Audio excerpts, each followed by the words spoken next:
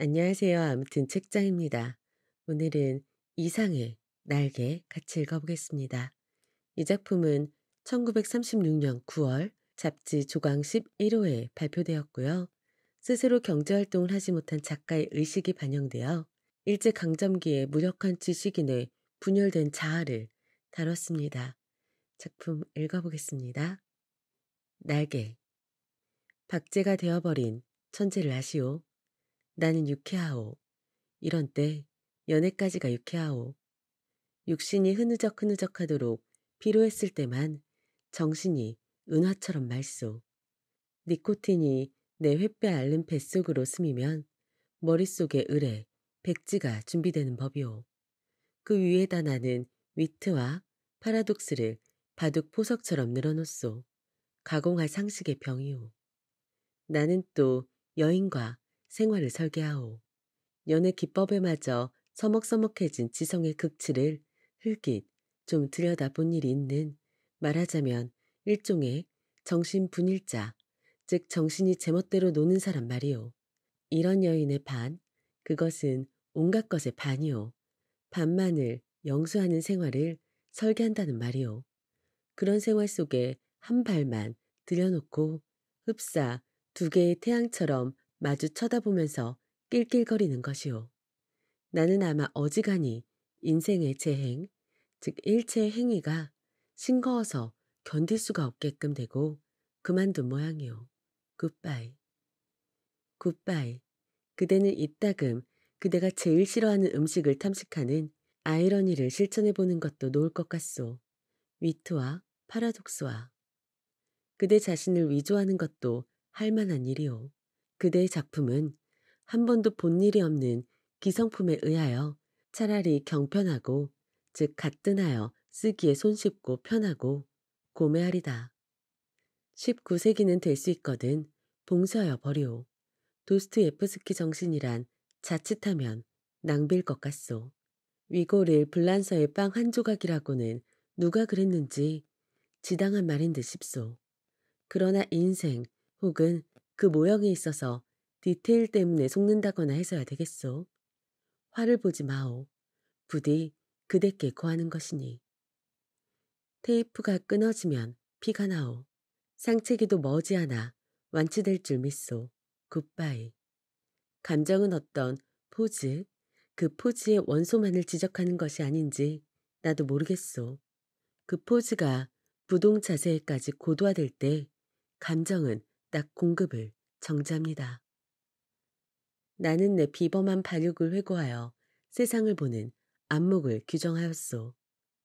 여왕봉과 미망인, 세상에 하고 많은 여인이 본질적으로 이미 미망인이 아닌 이가 있으리까? 아니, 여인의 전부가 그 일상에 있어서 개개 미망인이라는 내 논리가 뜻밖에도 여성에 대한 모험이 되어 굿바이. 그 33번지라는 것이 구조가 흡사 유각이라는 느낌이 없지 않다. 한 번지에 18가구가 죽 어깨를 맞대고 늘어서서 창호가 똑같고 아궁이 모양이 똑같다. 게다가 각 가구에 사는 사람들이 송이송이 꽃과 같이 젊다. 해가 들지 않는다. 해가 드는 것을 그들이 모른 채 하는 까닭이다. 턱살 밑에다 철줄을 매고 얼룩진 이부자리를 널어 말린다는 핑계로 미닫이에 해가 드는 것을 막아버린다. 침침한 방 안에서 낮잠들을 잔다. 그들은 밤에는 잠을 자지 않나? 알 수 없다. 나는 밤이나 낮이나 잠만 자느라고 그런 것을 알 길이 없다. 33번지 18가구의 낮은 참 조용하다. 조용한 것은 나뿐이다. 어둑어둑하면 그들은 이부자리를 걷어들인다. 전등불이 켜진 뒤에 18가구는 낮보다 훨씬 화려하다. 저물도록 미닫이 여닫는 소리가 잦다. 바빠진다. 여러 가지 냄새가 나기 시작한다. 비옥 굽는 내, 탄고도 오락내, 뜨물내, 비눗내. 그러나 이런 것들보다도 그들의 문패가 제일로 고개를 끄덕이게 하는 것이다. 이 18가구를 대표하는 대문이라는 것이 일각이 져서 외따로 떨어지기는 했으나 있다. 그러나 그것은 한 번도 다친 일이 없는 한길이나 마찬가지 때문인 것이다. 온갖 장사치들은 하루 가운데 어느 시간이라도 이 대문을 통하여 드나들 수 있는 것이다. 이네들은 문간에서 두부를 사는 것이 아니라 미닫이를 열고 방에서 두부를 사는 것이다. 이렇게 생긴 33번지 대문에 그들 18가구의 문패를 몰아다 붙이는 것은 의미가 없다. 그들은 어느 사이엔가 각 미닫이 위 백인당이니 길상당이니 써붙인 한 곁에다 문패를 붙이는 풍속을 가져버렸다. 내 방 미닫이 위 한 곁에 칼표 딱지를 내세다 낸 것만한 내 아내의 명함이 붙어있는 것도 이 풍속을 좇은 것이 아닐 수 없다. 나는 그러나 그들의 아무와도 놀지 않는다. 놀지 않을 뿐 아니라 인사도 않는다. 나는 내 아내와 인사하는 외에 누구와도 인사하고 싶지 않았다. 내 아내 외에 다른 사람과 인사를 하거나 놀거나 하는 것은 내 아내 낯을 보아 좋지 않은 일인 것만 같이 생각이 되었기 때문이다. 나는 이만큼까지 내 아내를 소중히 생각한 것이다. 내가 이렇게까지 내 아내를 소중히 생각한 까닭이 33번지 18가구 속에서 내 아내가 내 아내의 명함처럼 제일 작고 제일 아름다운 것을 안 까닭이다.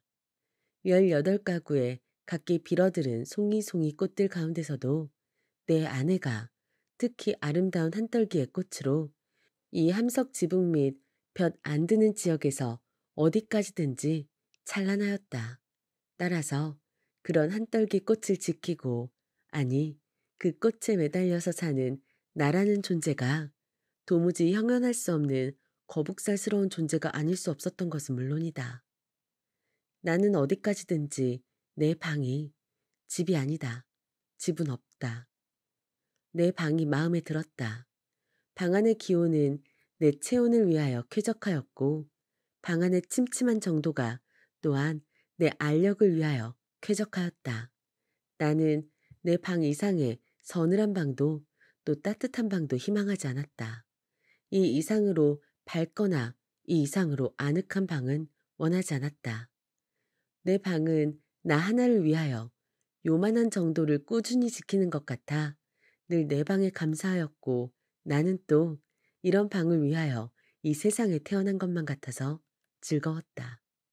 그러나 이것은 행복이라든가 불행이라든가 하는 것을 계산하는 것이 아니었다. 말하자면 나는 내가 행복되다고도 생각할 필요가 없었고 그렇다고 불행하다고 생각할 필요가 없었다. 그냥 그날을 그저 까닭 없이 펀둥펀둥 게으르고만 있으면 만사는 그만이었던 것이다. 내 몸과 마음의 옷처럼 잘 맞는 방 속에서 뒹굴면서 축 처져 있는 것은 행복이니 불행이니 하는 그런 세속적인 계산을 떠난 가장 편리하고 안일한 말하자면 절대적인 상태인 것이다. 나는 이런 상태가 좋았다.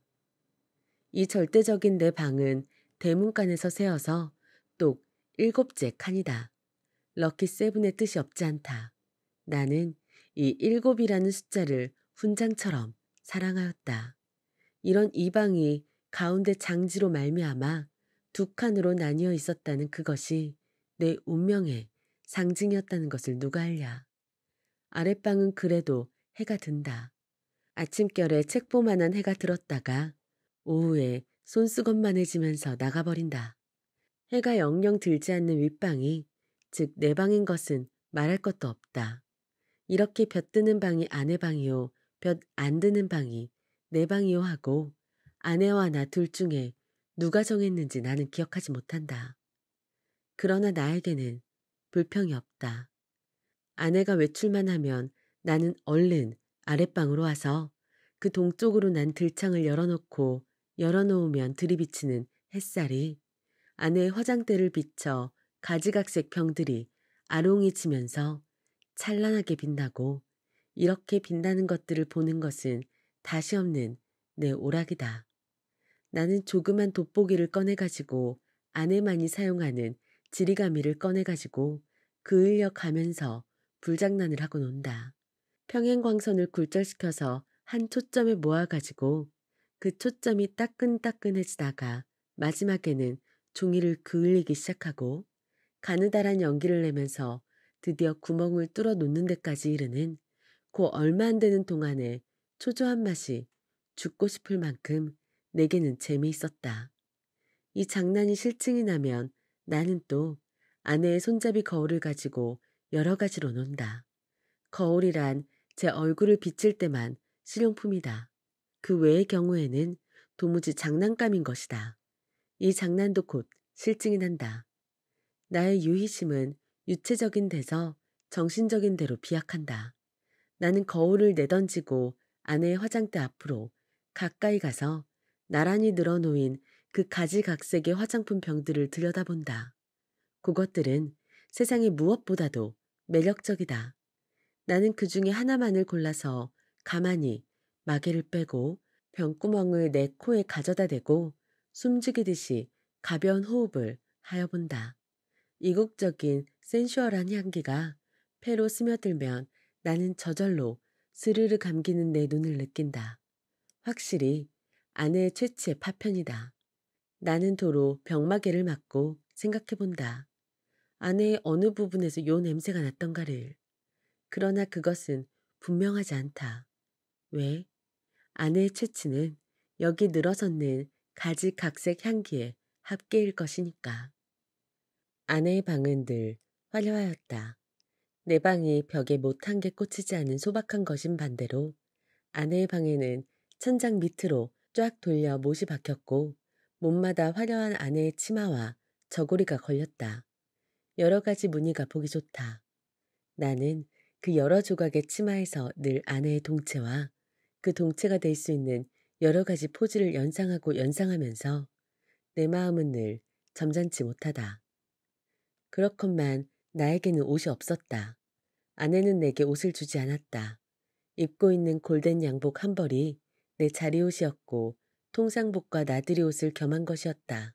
그리고 하이넥의 스웨터가 한 조각 사철을 통한 내 내이였다. 그것들은 하나같이 다 빛이 검다. 그것은 내 짐작 같아서는 즉 빨래를 될 수 있는 데까지 하지 않아도 보기 싫지 않게 하기 위한 것이 아닌가 한다. 나는 허리와 두 가랑이 세 군데 다 고무밴드가 끼어있는 부드러운 사루마다를 입고 그리고 아무 소리 없이 잘 놀았다. 어느덧 손수건만해졌던 볕이 나갔는데 아내는 외출해서 돌아오지 않는다.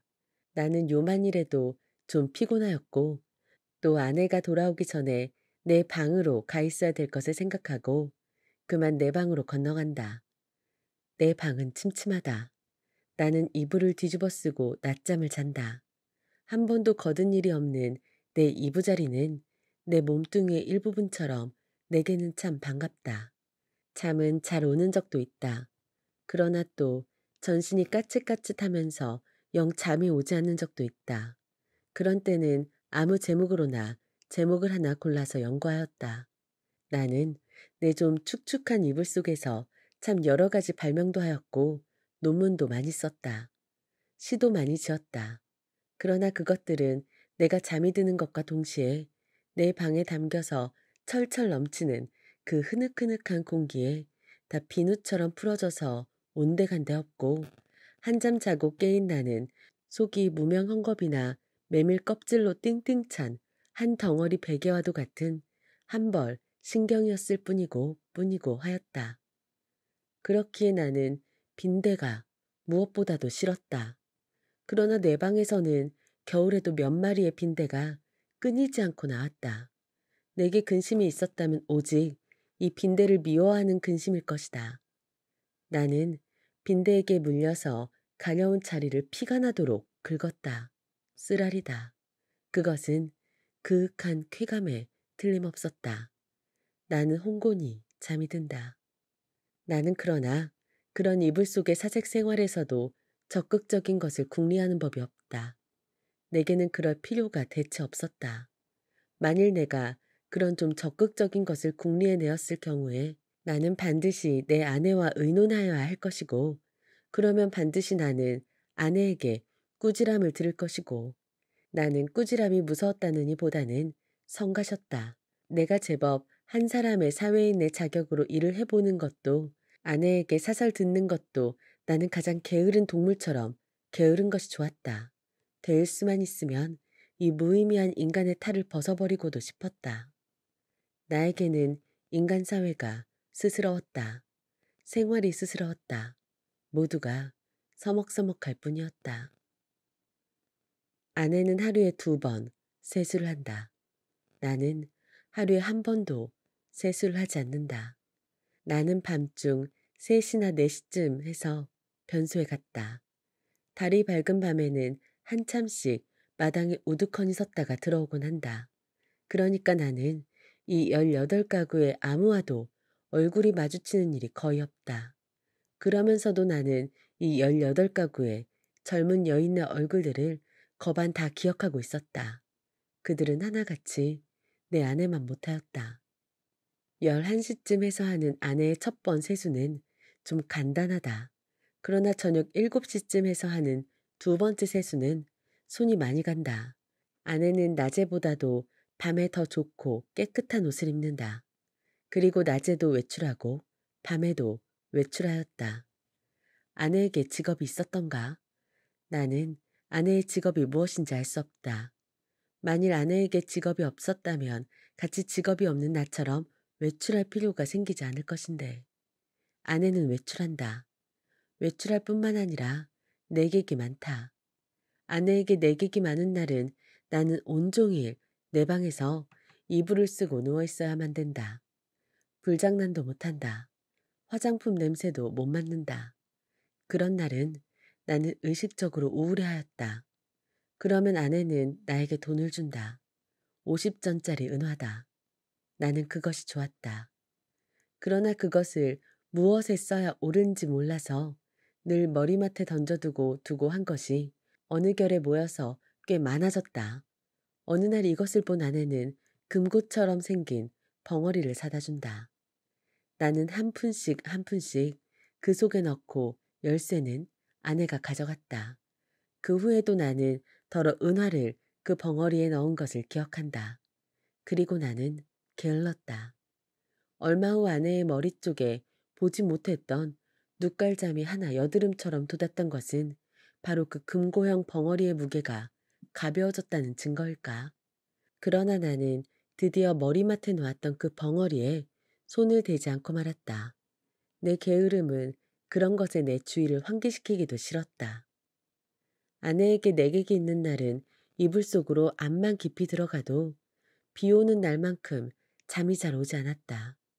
나는 그런 때 나에게 왜 늘 돈이 있나, 왜 돈이 많은가를 연구했다. 내객들은 장지 저쪽에 내가 있는 것을 모르나 보다. 내 아내와 나도 좀 하기 어려운 농을 아주 서슴지 않고 쉽게 해 던지는 것이다. 그러나 내 아내를 찾은 서너 사람의 내객들은 늘 비교적 점잖았다고 볼 수 있는 것이 자정이 좀 지나면 을에 돌아들 같다. 그들 가운데는 벅 교양이 얕은 자도 있는 듯 싶었는데 그런 자는 보통 음식을 사다 먹고 논다. 그래서 보충을 하고 대체로 무사하였다. 나는 우선 아내의 직업이 무엇인가를 연구하기에 착수하였으나 좁은 시야와 부족한 지식으로는 이것을 알아내기 힘이 든다. 나는 끝끝내 내 아내의 직업이 무엇인가를 모르고 말려나 보다. 아내는 늘 진솔버섯만 신었다. 아내는 밥도 지었다. 아내가 밥을 짓는 것을 나는 한 번도 구경한 일이 없으나 언제든지 끼니 때면 내 방으로 내 조석밥을 날라다 주는 것이다. 우리 집에는 나와 내 아내 외에 다른 사람은 아무도 없다. 이 밥은 분명 아내가 손수 지었음에 틀림없다. 그러나 아내는 한 번도 나를 자기 방으로 부른 일이 없다. 나는 늘 웃방에서나 혼자서 밥을 먹고 잠을 잤다. 밥은 너무 맛이 없었다. 반찬이 너무 엉성하였다. 나는 닭이나 강아지처럼 말없이 주는 모이를 넙적넙적 받아먹기는 했으나 내심 야속하게 생각한 적도 더러 없지 않다. 나는 안색이 여지없이 창백해가면서 말라들어갔다. 나날이 눈에 보이듯이 기운이 줄어들었다. 영양으로 부족하여 몸뚱이 곳곳의 뼈가 불쑥불쑥 내어밀었다. 하룻밤 사이에도 수십 차를 돌쳐눕지 않고는 여기저기가 배겨서 나는 배겨낼 수가 없었다.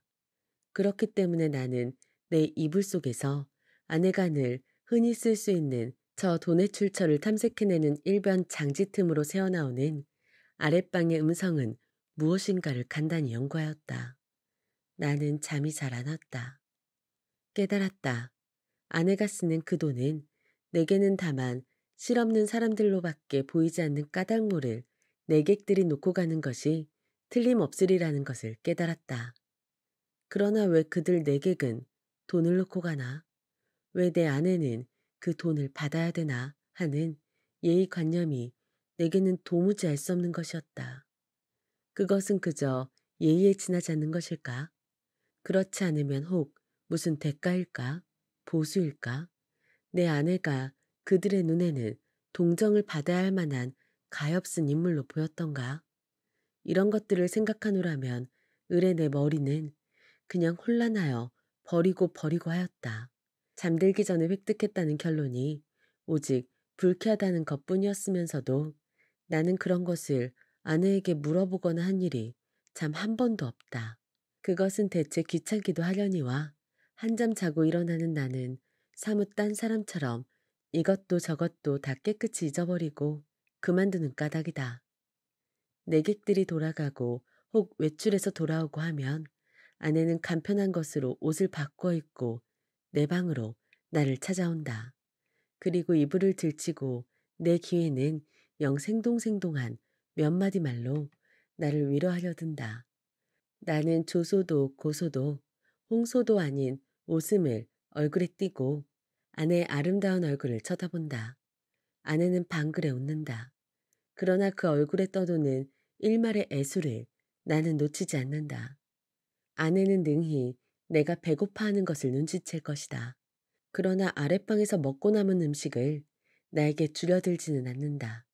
그것은 어디까지든지 나를 존경하는 마음일 것임에 틀림없다. 나는 배가 고프면서도 저기 마음이 든든한 것을 좋아했다. 아내가 무엇이라고 짓거리고 갔는지 귀에 남아있을 리가 없다.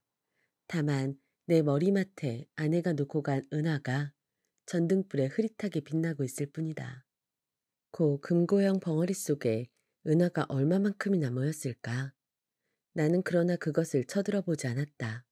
그저 아무런 의욕도 기원도 없이 그 단추구멍처럼 생긴 틈바구니로 은하를 떨어뜨려 둘 뿐이었다. 왜 아내의 내객들이 아내에게 돈을 놓고 가나 하는 것이 풀 수 없는 의문인 것 같이 왜 아내는 나에게 돈을 놓고 가나 하는 것도 역시 나에게는 똑같이 풀 수 없는 의문이었다. 내 비록 아내가 내게 돈을 놓고 가는 것이 싫지 않았다 하더라도 그것은 다만 그것이 내 손가락 닿는 순간에서부터 그 벙어리 주둥이에서 자취를 감추기까지의 하잘것없는 짧은 촉각이 좋았달 뿐이지 그 이상 아무 기쁨도 없다. 어느 날 나는 그 벙어리를 변소에 갖다 넣어버렸다. 그때 벙어리 속에는 몇 푼이나 되는지 모르겠으나 그 은화들이 꽤 들어있었다.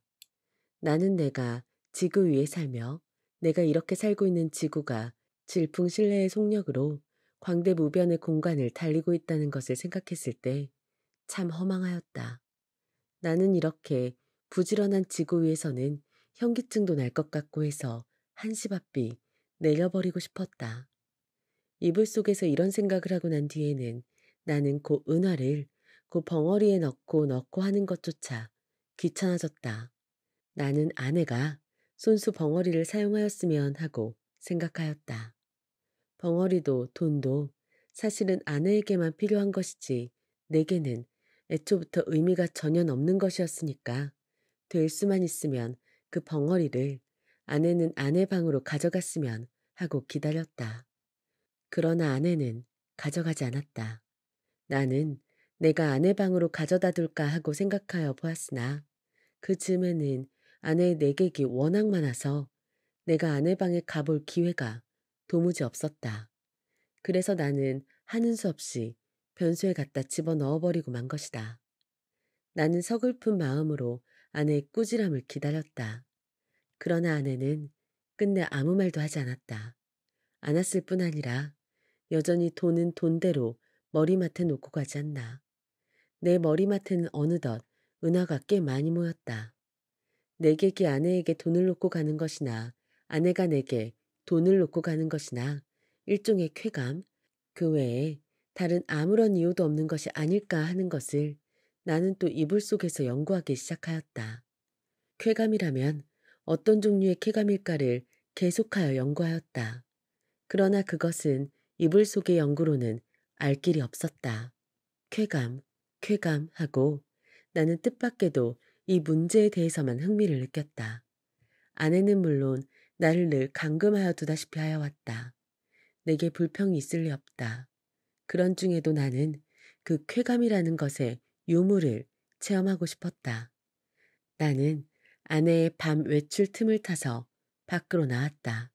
나는 거리에서 잊어버리지 않고 가지고 나온 은화를 지폐로 바꾼다.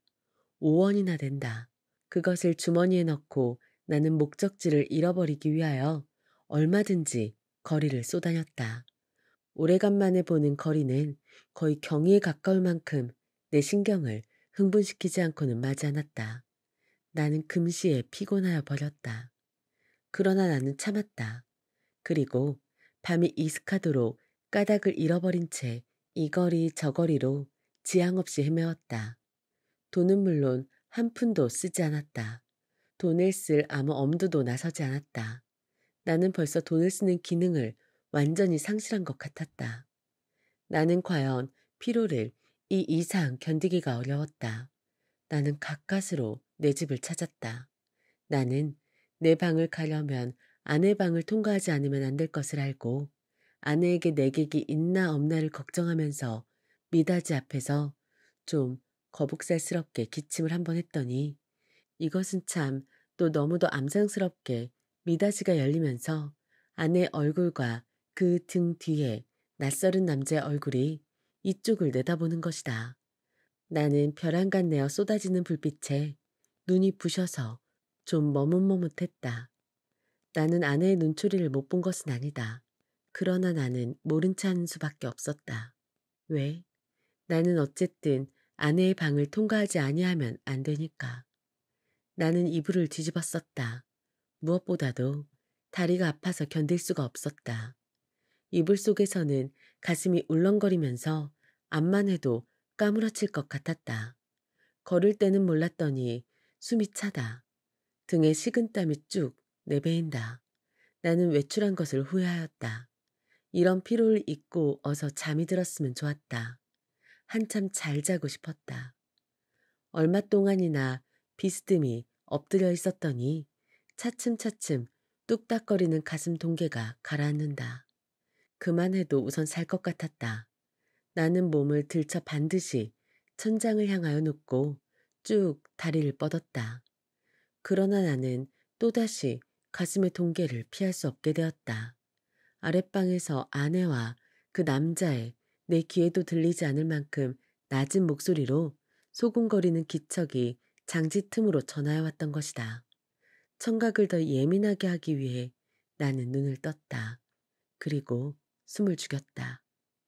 그러나 그때는 벌써 아내와 남자는 앉았던 자리를 툭툭 털고 일어섰고 일어서면서 옷과 모자 쓰는 기척이 나는 듯하더니 이어 미닫이가 열리고 구두 뒤축 소리가 나고 그리고 뜰에 내려서는 소리가 쿵 하고 나면서 뒤를 따르는 아내의 고무신 소리가 두어 발짝 찍찍 나고 사뿐사뿐 나나 하는 사이에 두 사람의 발소리가 대문 쪽으로 사라졌다. 나는 아내의 이런 태도를 본 일이 없다. 아내는 어떤 사람과도 결코 소곤거리는 법이 없다. 나는 옷방에서 이불을 쓰고 누웠던 동안에도 혹 술이 취해서 혀가 잘 돌아가지 않는 내객들의 담화는 덜어 놓치는 수가 있어도 아내의 높지도 낮지도 않은 말소리는 일찍이 한마디도 놓쳐본 일이 없다. 덜어 내 귀에 거슬리는 소리가 있어도 나는 그것이 태어난 목소리로 내 귀에 들렸다는 이유로 충분히 안심이 되었다. 그렇던 아내의 이런 태도는 필시 그 속에 여간하지 않은 사정이 있는 듯 싶이 생각되고 내 마음속은 좀 서운했으나 그보다도 나는 좀 너무 피로해서 오늘만은 이불 속에서 아무것도 연구하지 않기로 굳게 결심하고 잠을 기다렸다. 낮잠은 좀처럼 오지 않았다. 대문간에 나간 아내도 좀처럼 들어오지 않았다. 그러는 동안에 흐지부지 나는 잠이 들어버렸다. 꿈이 얼숭덜숭 종을 잡을 수 없는 거리의 풍경을 여전히 헤매었다. 나는 몹시 흔들렸다. 내객을 보내고 들어온 아내가 잠든 나를 잡아 흔드는 것이다. 나는 눈을 번쩍 뜨고 아내의 얼굴을 쳐다보았다. 아내의 얼굴에는 웃음이 없다. 나는 좀 눈을 비비고 아내의 얼굴을 자세히 보았다. 노끼가 눈초리에 떠서 얇은 입술이 바르르 떨린다. 좀처럼 이 노끼가 풀리기는 어려울 것 같았다. 나는 그대로 눈을 감아버렸다. 벼락이 내리기를 기다린 것이다. 그러나 새끈하는 숨소리가 나면서 부스스 아내의 치맛자락 소리가 나고 장지가 여닫히며 아내는 아내 방으로 돌아갔다. 나는 다시 몸을 돌쳐 이불을 뒤집어 쓰고는 개구리처럼 엎드리고 엎드려서 배가 고픈 가운데도 오늘 밤의 외출을 또 한 번 후회하였다. 나는 이불 속에서 아내에게 사죄하였다. 그것은 내 오해라고. 나는 사실 밤이 퍼그나 이슥한 줄만 알았던 것이다. 그것이 내 말 맞다나 자정전인지는 정말이지 꿈에도 몰랐다. 나는 너무도 피곤하였다. 오래간만에 나는 너무 많이 걸은 것이 잘못이다. 내 잘못이라면 잘못은 그것밖에 없다. 외출은 왜 하였더냐고. 나는 그 머리맡에 저절로 모인 5원 돈을 아무에게라도 좋으니 주어보고 싶었던 것이다. 그뿐이다. 그러나 그것도 내 잘못이라면 나는 그렇게 알겠다. 나는 후회하고 있지 않나. 내가 그 5원 돈을 써버릴 수가 있었던들 나는 자정 안에 집에 돌아올 수 없었을 것이다. 그러나 거리는 너무 복잡하였고 사람들은 너무도 들끓었다.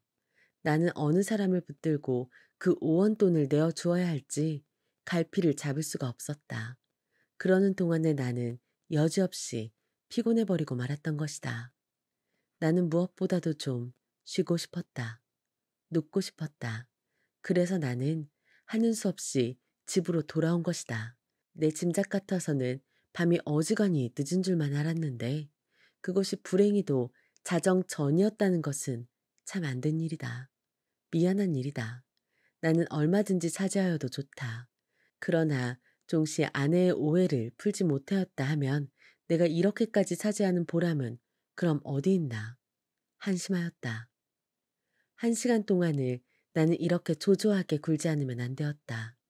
나는 이불을 획 젖혀버리고 일어나서 장지를 열고 아내 방으로 비칠비칠 달려갔던 것이다. 내게는 거의 의식이라는 것이 없었다. 나는 아내 이불 위에 엎드러지면서 바지 포켓 속에서 그 돈 5원을 꺼내 아내 손에 쥐어준 것을 간신히 기억할 뿐이다. 이튿날 잠이 깨었을 때 나는 내 아내 방, 아내 이불 속에 있었다. 이것이 이 33번지에서 살기 시작한 이래 내가 아내 방에서 잔 맨 처음이었다. 해가 들창에 훨씬 높았는데 아내는 이미 외출하고 벌써 내 곁에 있지는 않다. 아니, 아내는 어쩌냐 내가 의식을 잃은 동안에 외출한 것인지도 모른다. 그러나 나는 그런 것을 조사하고 싶지 않았다. 다만 전신이 찌뿌드드한 것이 손가락 하나 꼼짝할 힘조차 없었다. 책보보다 좀 작은 면적의 볕이 눈이 부시다.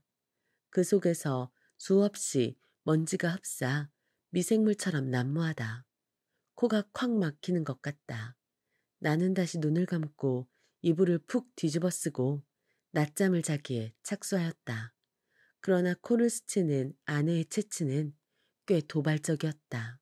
나는 몸을 여러 번 비비 꼬면서 아내의 화장대에 늘어선 그 가지각색 화장품 병들의 마개를 뽑았을 때 풍기는 냄새를 더듬느라고 좀처럼 잠은 들지 않는 것을 나는 어찌하는 수도 없었다. 견디다 못하여 나는 그만 이불을 걷어차고 벌떡 일어나서 내 방으로 갔다. 내 방에는 다 식어빠진 내 끼니가 가지런히 놓여있는 것이다. 아내는 내 모이를 여기다 두고 나간 것이다. 나는 우선 배가 고팠다. 한 숟갈을 입에 떠 넣었을 때 그 촉감은 참 너무도 냉회와 같이 서늘하였다.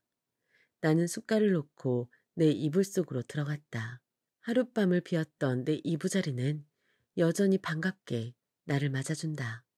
나는 내 이불을 뒤집어 쓰고 이번에는 참 늘어지게 한잠 잤다. 잘. 내가 잠을 깬 것은 전등이 켜진 뒤다. 그러나 아내는 아직도 돌아오지 않았나 보다. 아니, 돌아왔다 또 나갔는지 알 수 없다. 그러나 그런 것을 상고하여 무엇하나. 정신이 한결 난다. 나는 밤일을 생각해 보았다. 그 돈 5원을 아내 손에 쥐어주고 넘어졌을 때 느낄 수 있었던 쾌감을 나는 무엇이라고 설명할 수가 없었다. 그러나 내객들이 내 아내에게 돈 놓고 가는 심리며 내 아내가 내게 돈 놓고 가는 심리의 비밀을 나는 알아낸 것 같아서 여간 즐거운 것이 아니다. 나는 속으로 빙그레 웃어보았다. 이런 것을 모르고 오늘까지 지내온 내 자신이 어떻게 우스꽝스럽게 보이는지 몰랐다. 따라서 나는 또 오늘 밤에도 외출하고 싶었다. 그러나 돈이 없다. 나는 또 어쩌냐게 그 돈 5원을 한꺼번에 아내에게 주어버린 것을 후회하였다. 또 그 벙어리를 변소에 갖다 쳐넣어버린 것도 후회하였다. 나는 실없이 실망하면서 습관처럼 그 돈 5원이 들어있던 내 바지 포켓에 손을 넣어 한번 휘둘러 보았다. 실망하면서도 뜻밖에도 내 손에 쥐어지는 것이 있었다. 2원밖에 없다. 그러나 많아야 맛은 아니다. 얼마간이고 있으면 된다. 나는 그만한 것이 여간 고마운 것이 아니었다. 나는 기운을 얻었다. 나는 그 단벌 다 떨어진 골든 양복을 걸치고 배고픈 것도 주제 사나운 것도 다 잊어버리고 활갯짓을 하면서 또 거리로 나갔다. 나서면서 나는 제발 시간이 화살 단 듯해서 자정이어서 획 지나버렸으면 하고 조바심을 태웠다. 아내에게 돈을 주고 아내 방에서 자보는 것은 어디까지든지 좋았지만 만일 잘못해서 자정 전에 집에 들어갔다가 아내의 눈총을 맞는 것은 그것은 여간 무서운 일이 아니었다. 나는 저물도록 길가 시계를 들여다보고 하면서 또 지양 없이 거리를 방황하였다. 그러나 이날은 좀처럼 피곤하진 않았다. 다만 시간이 좀 너무 더디게 가는 것만 같아서 안타까웠다. 경성역 시계가 확실히 자정을 지난 것을 본 뒤에 나는 집을 향하였다. 그날은 그 일각 대문에서 아내와 아내의 남자가 이야기하고 섰는 것을 만났다. 나는 모른 체하고 두 사람 곁을 지나서 내 방으로 들어갔다. 뒤이어 아내도 들어왔다. 와서는 이 밤중에 평생 안 하던 쓰레기를 하는 것이었다. 조금 있다가 아내가 눕는 기척을 엿보자마자 나는 또 장지를 열고 아내 방으로 가서 그 돈 2원을 아내 손에 덥석 쥐어주고 그리고 하여간 그 2원을 오늘 밤에도 쓰지 않고 도로 가져온 것이 참 이상하다는 듯이 아내는 내 얼굴을 몇 번이고 엿보고 아내는 드디어 아무 말도 없이 나를 자기 방에 재워주었다. 나는 이 기쁨을 세상의 무엇과도 바꾸고 싶지는 않았다. 나는 편히 잘 잤다. 이튿날도 내가 잠이 깨었을 때는 아내는 보이지 않았다.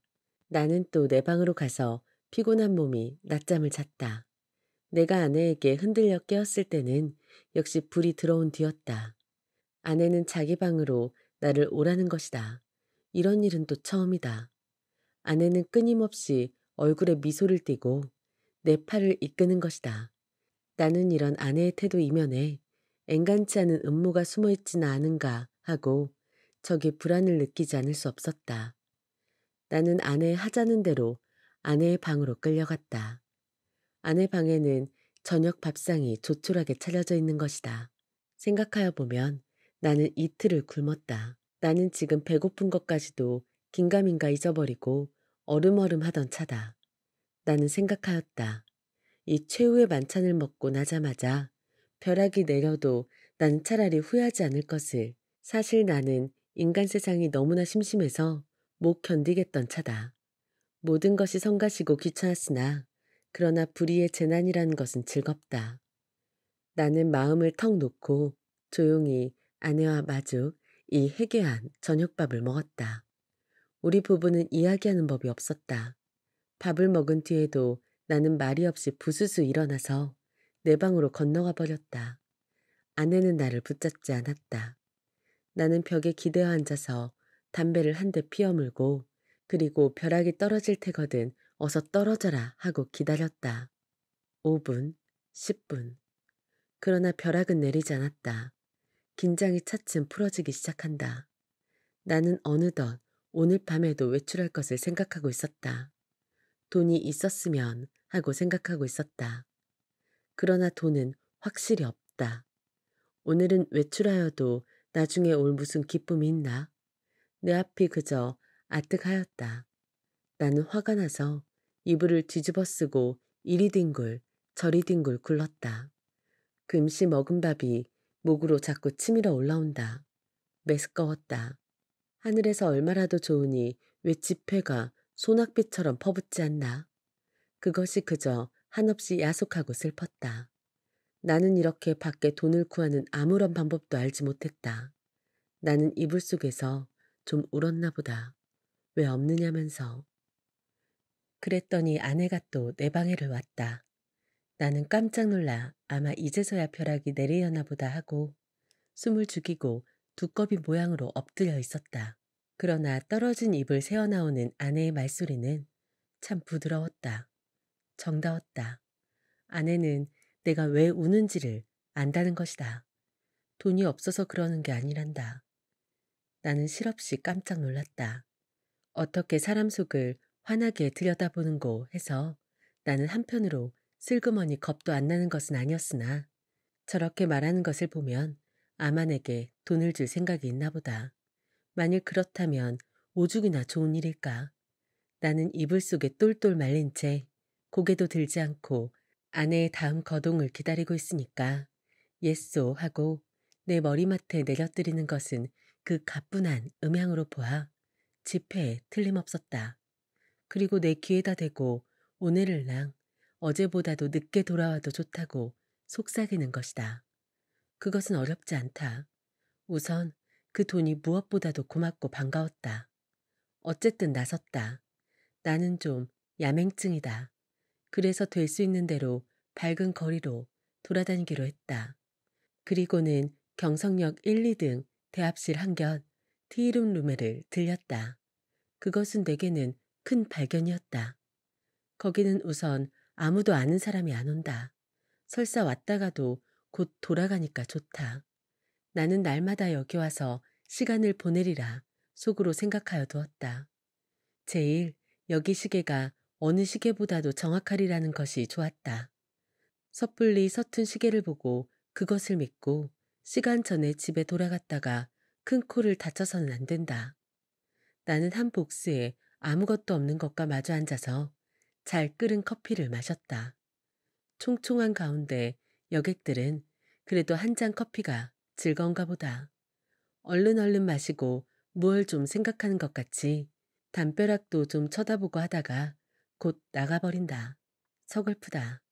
그러나 내게는 이 서글픈 분위기가 거리의 티룸룸들의 그 거추장스러운 분위기보다는 절실하고 마음에 들었다. 이따금 들리는 날카로운 혹은 우렁찬 기적소리가 모차르트보다도 더 가깝다. 나는 메뉴에 적힌 몇 가지 안 되는 음식 이름을 치읽고 내리읽고 여러 번 읽었다. 그것들은 아물아물하는 것이 어딘가 내 어렸을 때 동무들 이름과 비슷한 데가 있었다. 거기서 얼마나 내가 오래 앉았는지 정신이 오락가락하는 중에 객이 슬며시 뜸해지면서 이 구석 저 구석을 걷어치우기 시작하는 것을 보면 아마 닫는 시간이 된 모양이다. 11시가 좀 지났구나. 여기도 결코 내 안주의 곳은 아니구나. 어디 가서 자정을 넘길까? 두루 걱정을 하면서 나는 밖으로 나섰다. 비가 온다. 빗발이 제법 굵은 것이 우비도 우산도 없는 나를 고생을 시킬 작정이다. 그렇다고 이런 괴이한 풍모를 차리고 이 홀에서 어물어물 하는 수도 없고, 에이, 비를 맞으면 맞았지 하고 그냥 나서버렸다. 대단히 선선해서 견딜 수가 없다. 골덴 옷이 젖기 시작하더니 나중에는 속속들이 스며들면서 추근거린다. 비를 맞아 가면서라도 견딜 수 있는 데까지 거리를 돌아다녀서 시간을 보내려 하였으나 인제는 선선해서 이 이상은 더 견딜 수가 없다. 오한이 자꾸 일어나면서 이가 딱딱 맞부딪는다. 나는 걸음을 늦추면서 생각하였다. 오늘 같은 궂은 날도 아내에게 내객이 있을라고? 없겠지 하는 생각이 드는 것이다. 집으로 가야겠다. 아내에게 불행히 내객이 있거든 내 사정을 하리라. 사정을 하면 이렇게 비가 오는 것을 눈으로 보고 알아주겠지. 불이 나게 와보니까 그러나 아내에게는 내객이 있었다. 나는 너무 춥고 척척해서 얼떨김에 노크를 하는 것을 잊었다. 그래서 나는 보면 아내가 덜 좋아할 것을 그만 보았다. 나는 간발자국 같은 발자국을 내면서 덤벙덤벙 아내 방을 디디고 내 방으로 가서 쭉 빠진 옷을 활활 벗어버리고 이불을 뒤썼다. 덜덜덜덜 떨린다. 오한이 점점 더 심해 들어온다. 여전히 땅이 꺼져 들어가는 것만 같았다. 나는 그만 의식을 잃어버리고 말았다. 이튿날 내가 눈을 떴을 때 아내는 내 머리맡에 앉아서 제법 근심스러운 얼굴이다. 나는 감기가 들었다. 여전히 으스스 춥고 또 골치가 아프고 입에 군침이 도는 것이 씁쓸하면서 다리, 팔이 척 늘어져서 노곤하다. 아내는 내 머리를 쓱 짚어보더니 약을 먹어야지 한다. 아내 손이 이마에 선뜻한 것을 보면 신혈이 어지간한 모양인데 약을 먹는다면 해열제를 먹어야지 하고 속 생각을 하자니까 아내는 따뜻한 물에 하얀 정제약 4개를 준다. 이것을 먹고 한 잠 푹 자고 나면 괜찮다는 것이다. 나는 널름 받아먹었다. 쌉싸름한 것이 짐작 같아서는 아마 아스피린인가 싶다. 나는 다시 이불을 쓰고 단번에 그냥 죽은 것처럼 잠이 들어버렸다. 나는 콧물을 훌쩍훌쩍 하면서 여러 날을 앓았다. 앓는 동안에 끊이지 않고 그 정제약을 먹었다. 그러는 동안에 감기도 나았다. 그러나 입맛은 여전히 소태처럼 썼다.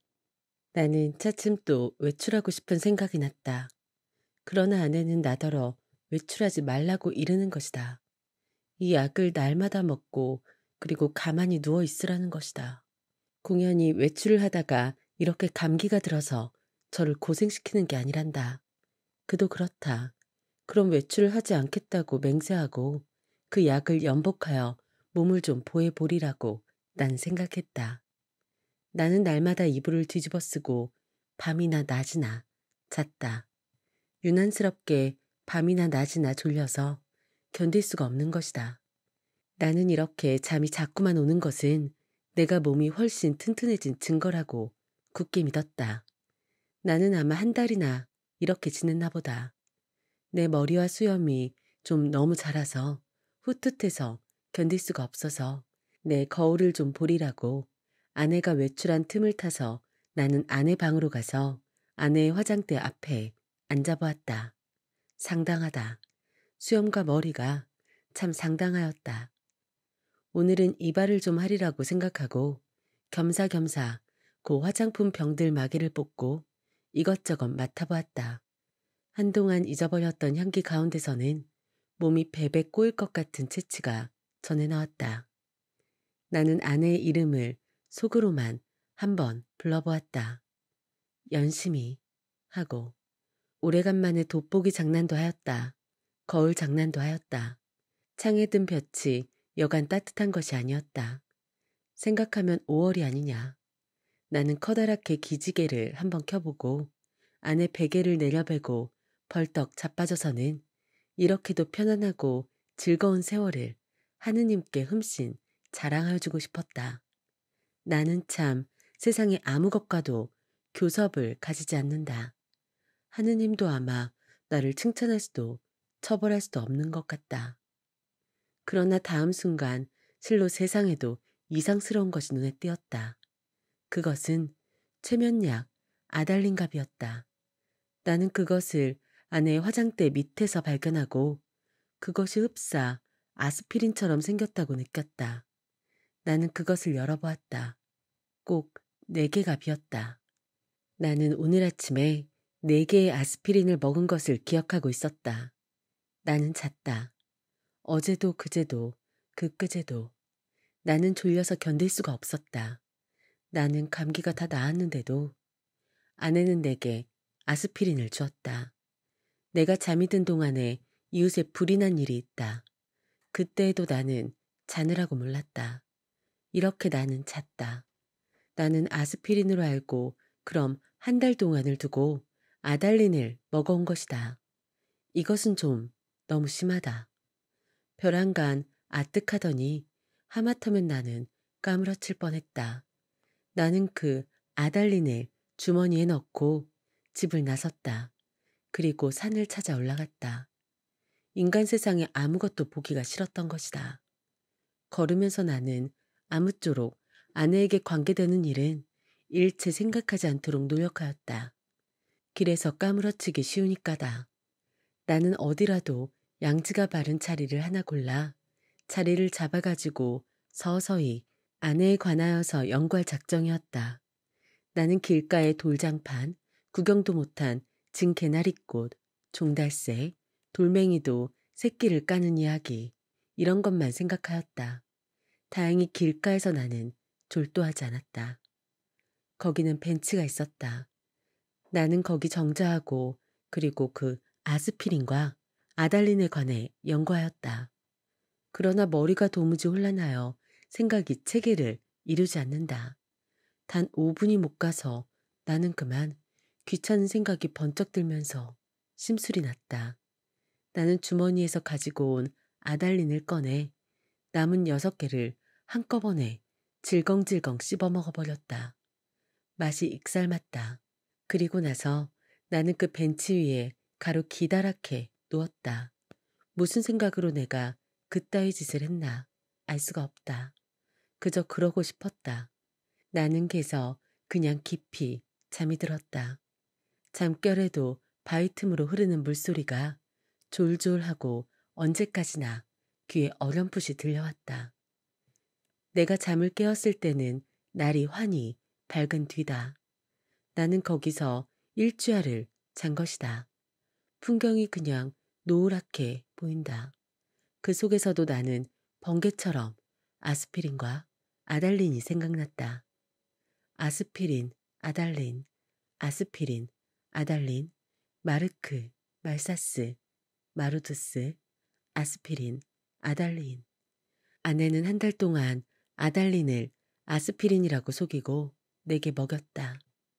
그것은 아내 방에서 이 아달린 갑이 발견된 것으로 미루어 증거가 너무나 확실하다. 무슨 목적으로 아내는 나를 밤이나 낮이나 재웠어야 됐나. 나를 밤이나 낮이나 재워놓고 그리고 아내는 내가 자는 동안에 무슨 짓을 했나. 나를 조금씩 조금씩 죽이려던 것일까? 그러나 또 생각하여 보면 내가 한 달을 두고 먹어온 것이 아스피린이었는지도 모른다. 아내는 무슨 근심되는 일이 있어서 밤이면 잠이 잘 오지 않아서 정작 아내가 아달린을 사용한 것은 아닌지. 그렇다면 나는 참 미안하다. 나는 아내에게 이렇게 큰 의욕을 가졌다는 것이 참 안 됐다. 나는 그래서 불이 나게 거기서 내려왔다. 아랫도리가 회회 내어져이면서 어찔어찔한 것을 나는 겨우 집을 향하여 걸었다. 8시 가까이였다. 나는 내 잘못된 생각을 죄다 일러바치고 아내에게 사죄하려는 것이다. 나는 너무 급해서 그만 또 말을 잊어버렸다. 그랬더니 이건 참 큰일 났다. 나는 내 눈으로 절대 보아서 안 될 것을 그만 딱 보아버리고 만 것이다. 나는 얼떨결에 그만 냉큼 미닫이를 닫고 그리고 현기증이 나는 것을 진정시키느라고 잠깐 고개를 숙이고 눈을 감고 기둥을 짚고 섰자니까 1초 여유도 없이 획 미닫이가 다시 열리더니 매무새를 풀어헤친 아내가 불쑥 내밀면서 내 멱살을 잡는 것이다. 나는 그만 어지러워서 개가 나둥그러졌다. 그랬더니 아내는 넘어진 내 위에 덮치면서 내 살을 함부로 물어뜯는 것이다. 아파 죽겠다. 나는 사실 반항할 의사도 힘도 없어서 그냥 넙적 엎드려 있으면서 어떻게 되나 보고 있자니까 뒤이어 남자가 나오는 것 같더니 아내를 한아름에 덥석 안아가지고 방으로 들어가는 것이다. 아내는 아무 말 없이 다소곳이 그렇게 안겨 들어가는 것이 내 눈엔 여간 미운 것이 아니다. 밉다. 아내는 너 밤새워가면서 도둑질하러 다니느냐, 계집질하러 다니느냐고 바라기다. 이것은 참 너무 억울하다. 나는 어안이 벙벙하여 도무지 입이 떨어지지를 않았다. 너는 그야말로 나를 살해하려던 것이 아니냐고 소리를 한번 꽥 질러보고도 싶었으나 그런 긴가민가한 소리를 섣불리 입 밖에 내었다가는 무슨 화를 볼지는 알 수 없다. 차라리 억울하지만 잠자코 있는 것이 우선 산책인 듯이 비생각이 들길래 나는 이것은 또 무슨 생각으로 그랬는지 모르지만 툭툭 털고 일어나서 내 바지 포켓 속에 남은 돈 몇 원, 몇십 전을 가만히 꺼내서는 몰래 미닫이를 열고 살며시 문지방 밑에다 놓고 나서는 나는 그냥 줄 다른 박질을 쳐서 나와버렸다. 여러 번 자동차에 치일 뻔하면서 나는 그래도 경성역으로 찾아갔다. 빈자리와 마주 앉아서 이 쓰디쓴 입맛을 거두기 위하여 무엇으로나 입가심을 하고 싶었다. 커피, 좋다. 그러나 경성역 홀에 한 걸음 들여놓았을 때 나는 내 주머니에는 돈이 한 푼도 없는 것을, 그것을 깜빡 잊었던 것을 깨달았다. 또 아뜩하였다. 나는 어디선가 그저 맥없이 머뭇머뭇하면서 어쩔 줄을 모를 뿐이었다. 얼빠진 사람처럼 그저 이리 갔다 저리 갔다 하면서 나는 어디로 들입다 쏟아졌는지 하나도 모른다. 다만 몇 시간 후에 내가 미스코시 옥상에 있는 것을 깨달았을 때는 거의 대낮이었다. 나는 거기 아무데나 주저앉아서 내 자라온 26회를 회고하여 보았다. 몽롱한 기억 속에서는 이렇다는 아무 제목도 불거져 나오지 않았다. 나는 또 내 자신에게 물어보았다. 너는 인생에 무슨 욕심이 있느냐고. 그러나 있다고도 없다고도 그런 대답은 하기 싫었다. 나는 거의 나 자신의 존재를 인식하기조차도 어려웠다. 허리를 굽혀서 나는 그저 금붕어들을 들여다보고 있었다. 금붕어는 참 잘들도 생겼다. 작은 놈은 작은 놈대로, 큰 놈은 큰 놈대로 다 싱싱하니 보기 좋았다. 내려 비치는 5월 햇살의 금붕어들은 그릇 바탕에 그림자를 내려뜨렸다. 지느러미는 하늘하늘 손수건을 흔드는 흉내를 낸다. 나는 이 지느러미 수요를 헤어보기도 하면서 굽힌 허리를 좀처럼 펴지 않았다. 등이 따뜻하다. 나는 또 오타의 거리를 내려다보았다. 거기서는 피곤한 생활이 또 금붕어 지느러미처럼 흐느흐느 허우적거렸다. 눈에 보이지 않는 끈적끈적한 줄에 엉켜서 헤어나지들을 못한다. 나는 피로와 공복 때문에 무너져 들어가는 몸뚱이를 끌고 그 오타의 거리 속으로 섞여가지 않는 수도 없다 생각하였다. 나서서 나는 또 문득 생각하여 보았다. 이 발길이 지금 어디로 향하여 가는 것인가를. 그때 내 눈앞에는 아내의 모가지가 벼락처럼 내려떨어졌다. 아스피린과 아달린. 우리는 서로 오해하고 있느니라.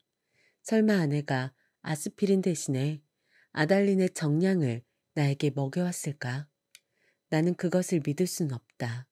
아내가 대체 그럴 까닭이 없을 것이니. 그러면 나는 날 밤을 새면서 도둑질을, 계집질을 하였나? 정말이지 아니다. 우리 부부는 숙명적으로 발이 맞지 않는 절름발이인 것이다.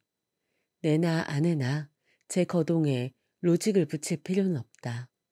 변해할 필요도 없다. 사실은 사실대로, 오해는 오해대로 그저 끝없이 발을 절뚝거리면서 세상을 걸어가면 되는 것이다. 그렇지 않을까? 그러나 나는 이 발길이 아내에게로 돌아가야 옳은가 이것만은 분간하기가 좀 어려웠다. 가야 하나? 그럼 어디로 가나? 이때 뚜 하고 정오 사이렌이 울렸다. 사람들은 모두 내 활기를 펴고 닭처럼 푸드덕거리는 것 같고 온갖 유리와 강철과 대리석과 지폐와 잉크가 부글부글 끓고 수선을 떨고 하는 것 같은 찰나. 그야말로 현란을 극한 정오다. 나는 불현듯 겨드랑이가 가렵다. 아하, 그것은 내 인공의 날개가 돋았던 자국이다. 오늘은 없는 이 날개. 머릿속에서는 희망과 야심이 말소된 페이지가 딕셔너리 넘어가듯 번뜩였다. 나는 걷던 걸음을 멈추고 그리고 일어나 한번 이렇게 외쳐보고 싶었다. 날개야 다시 돋아라. 날자, 날자. 한 번만 더 날잡구나. 한 번만 더 날아보자꾸나. 여기까지 이상의 날개였습니다. 들어주셔서 고맙습니다.